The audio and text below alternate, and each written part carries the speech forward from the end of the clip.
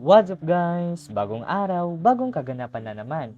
So for today's video, gagawa ako ng artwork gamit lamang itong bilao na hawak-hawak ko. So yung artwork na pala ito ay inspired mula sa isang artist na nakita ko mula sa Facebook, and talaga namang namangha ako sa way ng kanyang pagpe-paint gamit nga ang isang bilao.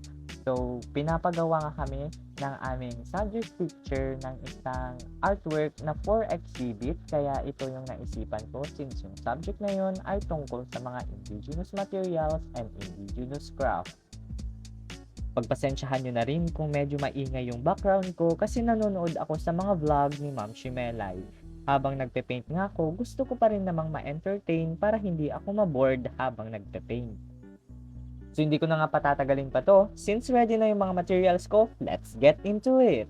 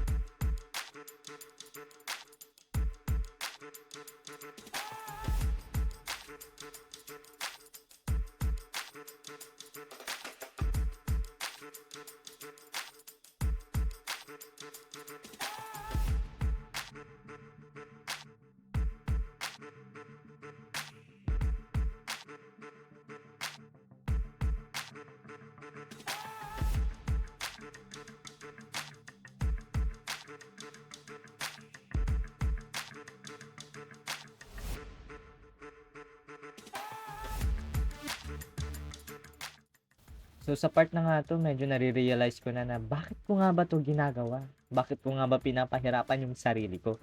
O nasimulan ko na eh. Wala na akong magagawa kaya sige lang, tutuloy na lang.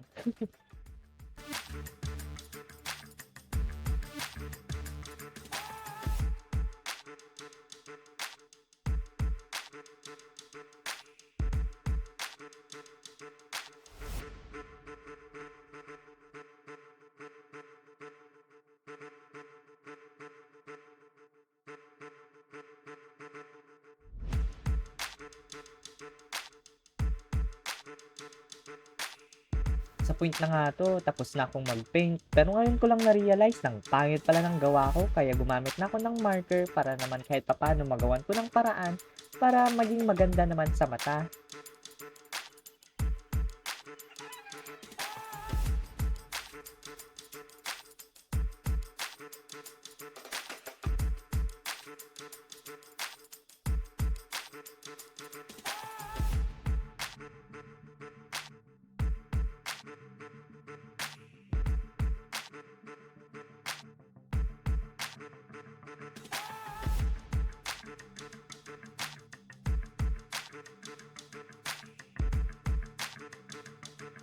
O saglitang break time muna. So kumuha muna ako ng Oreo dito, and strawberry flavor pala siya. And ngayon ko lang alam na strawberry flavor pala siya.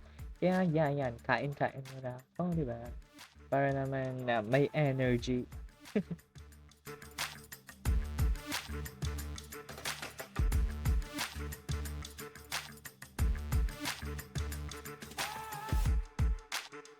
So matapos nga ang aking finishing touches, napakabobo ko sa part na to. Mag-a-apply na nga lang ng gloss. Hindi pa alam kung bukas ba yung gloss na gagamitin or hindi.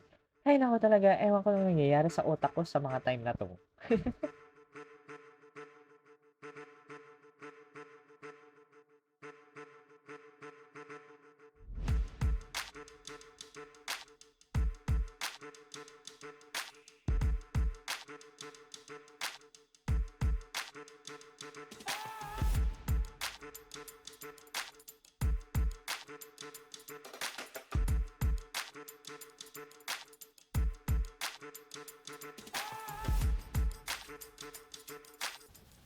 So yan, dito nga naglalagay na lamang ako ng gloss and sinisiguradong even yung pagkaka-distribute.